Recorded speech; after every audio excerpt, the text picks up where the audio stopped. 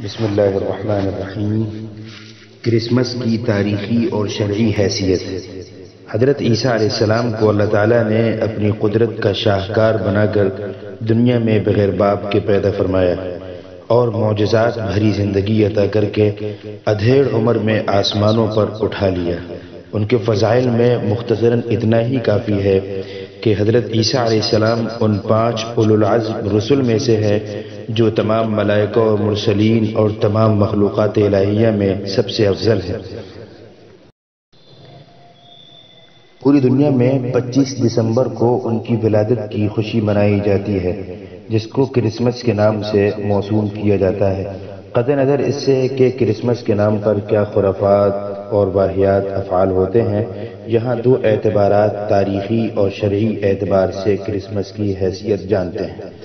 پہلی حیثیت تاریخی، 25 دسمبر تاریخ ولادت ہے یا نہیں؟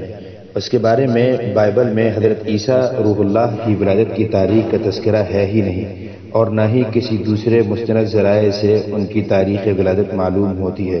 اب سوال یہ پیدا ہوتا ہے تو پھر کرسمس کا لفظ آیا کہاں سے؟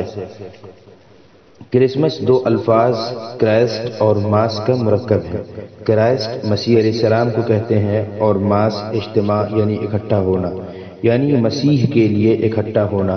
مسیحی اجتماع یا یوم میلاد مسیح علیہ السلام، یہ لفظ تقریباً 4 صدی کے قریب پایا گیا ہے۔ اس سے پہلے اس لفظ کا استعمال کہیں نہیں ملتا۔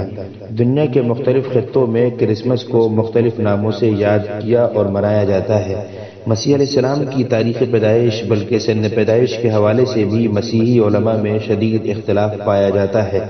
رومن کیتھولک اور پروٹسٹنٹ کلیسا اسے 25 دسمبر کو، مشرقی آرتھوڈکس کلیسا 6 جنوری کو اور جرمنی کلیسا 19 جنوری کو مناتے ہیں۔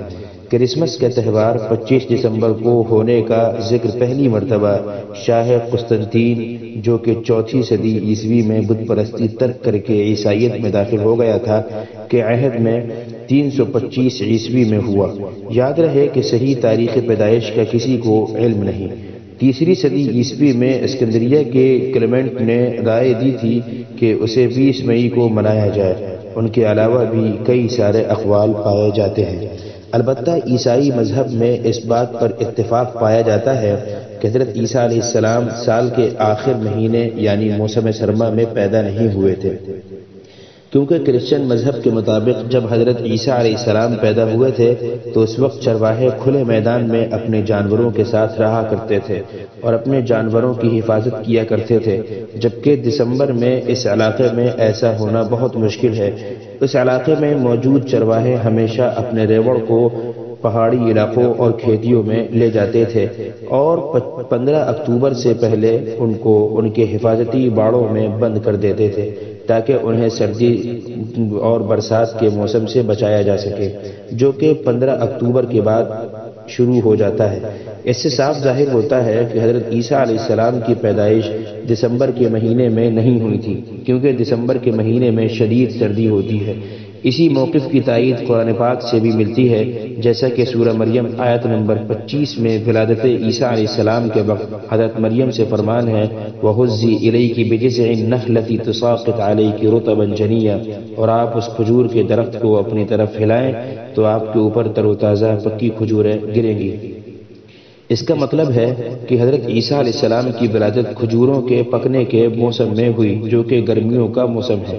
بہرحال خود مذہب عیسائیت کے شدید اختلاف اور موسم گرما کے اتفاق سے اتنا ضرور معلوم ہوتا ہے کہ 25 دسمبر یوم ولادت یعنی کرسمس کا دن نہیں بنتا۔ دوسری حیثیت شرعی، مسلمانوں کا کرسمس کی تقریبات میں شامل ہونا، سوشل میڈیا پر یا بنفس نفیس شریک ہو کر مبارکباد دینا، اس کی شرعاً کہاں تک اجازت ہے؟ بعض اوقات مجبوری ظاہر کی جاتی ہے کہ پڑوسی ہے، ساتھ کام کرتے ہیں وغیرہ وغیرہ، اگر ان کو وش نہ کیا جائے تو وہ برا مانیں گے۔ ایسی صورت میں تو غیر مسلموں کی خالصتاً مذہبی تقریبات میں شریک ہونا اور اس کی مبارکباد دینا شرعاً ناجائز ہے۔ کیونکہ یہ اعمال کرنا ان کے ساتھ مذہبی اعمال میں مشابہت ہے، جبکہ حدیث مبارک میں آتا ہے من تشبہ بقوم فہو منہم، جس نے جن کے ساتھ مشابہت اختیار کی وہ انہی میں سے ہے۔ اور اگر ان تقریبات کو دل میں اچھا گمان کر کے اس کی تائید و تعظیم کی نیت سے شریک ہوا، مبارکباد دی، تو اس صورت میں تو حکم کفر ہے۔ بعض لوگ یہاں پر یہ اعتراض کرتے ہیں کہ یہ تو انسانیت کے بھی خلاف ہے کہ کسی کو مبارکباد بھی نہ دی جائے۔ ان سے یہی کہا جائے گا کہ سلطنت اسلامیہ میں اقلیت کو ان کے حقوق دیے گئے ہیں، ان کی عام دیگر تقریبات، شادی بیاہ وغیرہ میں شریک ہونے کا حکم یہ نہیں، جبکہ ان کے خالصتاً مذہبی تہوار میں شریک ہونا، جن میں اکثر اوقات کفریہ افعال بھی ہوتے ہیں، ایسے تہوار میں شریک ہونے کی اجازت قطعاً نہیں ہے۔ اگر شرکیہ افعال بھی نہ ہوں تو ان مذہبی تہوار میں شامل ہونے سے ان کے مذہبی نظریات کی تائید و حمایت شریک ہونے کے فعل سے لازم آتی ہے۔ اسی سے شریعت نے منع فرمایا ہے کہ کفار کے عقائد کی نہ تو ظاہراً تائید کی جا سکتی ہے، نہ ہی ایسے فعل و عمل کے ذریعے جس سے تائید و تعظیم لزوماً ثابت ہو۔ اسی لیے ان کے مذہبی تہوار میں شرکت کی اور ان کو ان کے تہوار کی مبارکباد دینے کی اجازت نہیں دی گئی ہے۔ السلام علیکم ورحمۃ اللہ وبرکاتہ۔